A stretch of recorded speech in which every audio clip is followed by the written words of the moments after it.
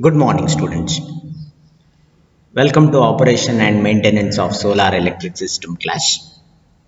In this class, we'll discuss the topics buying of solar panel as well as the emerging technologies in solar PV system. Question you can expect here is what are the consideration for buying a solar panel? Similarly, one more question. What are the emerging technologies in solar PV system? First, we will discuss buying of solar module. So, when we go for a buying of a solar module, the first thing we'll think is the quality. The solar panel should possess the very good quality. If not, if the quality is like poor quality, then major risk we have is the safety risk, as well as see we invest a lot in solar system, so financial viability should be there for this investment. Otherwise, if the financially it is not viable, then we will not get profit and we'll come up to a loss. So that's why the quality should be very important. The good system not only have physically last for 25 years, it should also possess the very good efficiency. So modules are sold with a lengthy manufacturer warranty for 25 years, around 80% of its output. So when we go for a buying, we normally look for standards, certification and warranties. So that three things you should highlight. What are all the standards we require? The common standards are IEC standard, that is IEC 61215, IEC 61646, IEC 61730. So we'll see one by one. See, the standard IEC 61215 is for silicon solar cell, majorly design and qualification and type of approval for silicon solar cell. If it is for thin film, then the standard IEC 61646, same design, qualification and approval. For safety and other requirements at the time of construction, so that standard is IEC 61730. Next is quality modules should have not only IEC standard but also it should adhere the local standards, because when you go for buying a solar panel, the local authorities will insist to have the solar panels with the local standards, like based on the weather, based on the temperature, based on the moisture, like that. So not only the standards, then we have to discuss about the certification. What are all the certification? Majorly there are two certification. In India, we follow the CE certification. Two certification means one is CE certification and another one is UL. See, CE certification, majorly it is a European certification, or we call it as CE certification. CE stands for Conformity Européenne. So manufacturer, by going for this certification, manufacturer declare that if the module complies with the essential requirement of European health, safety and environmental protection. So he declares that if he puts a CE mark, it is for European standard. In India also this CE standard we expect. Next is UL standard. So if you are going for in European Union, CE is required.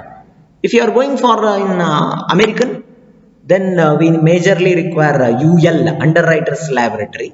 This is also another certification. They actually check the standards based on the solar panel and their country. They think that what is the certification is required. So health, safety, all these things they will calculate. Next is after certification we go for warranty. So warranties are for physically and efficiency. So physical warranties normally 1 or 2 or 3 years. Every item we purchase that will have warranties. So warranties of 1 or 2 or 3 years for module itself, like frame, glass, like that, box, junction box, all these things. Then for 10 to 12 year, 90% for module efficiency. Similarly, 80% for 20 to 25 years. So this will be one question, like what are all the consideration we go for buying solar modules. Next topic we have to discuss is emerging technologies. So after discussing the regular solar, or we call it as a mainstream technologies, the emerging technologies are dye-sensitized solar cell, silver cells, HIT cells, third and 5 semiconductors. So one by one we will discuss. Dye-sensitized solar cells.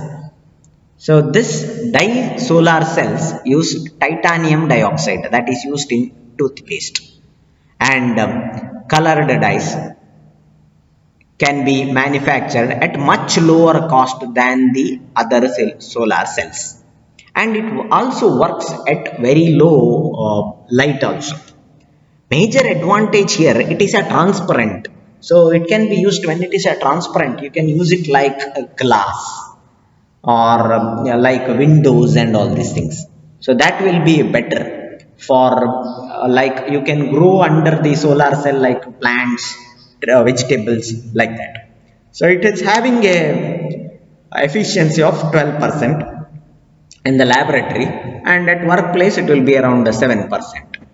So this will be the sketch of that. You can see it is transparent. Next is silver cell.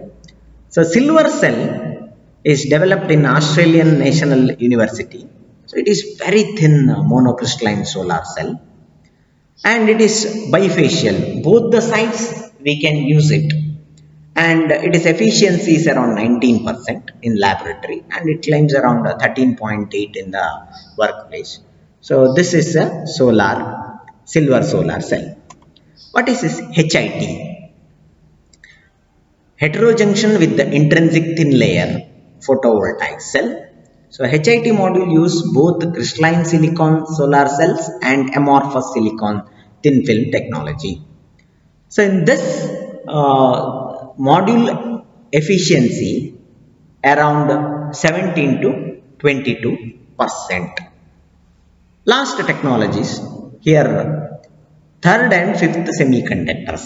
So when I go for third and fifth means it is from the periodic table. So one element from group 3 and another element from group 5.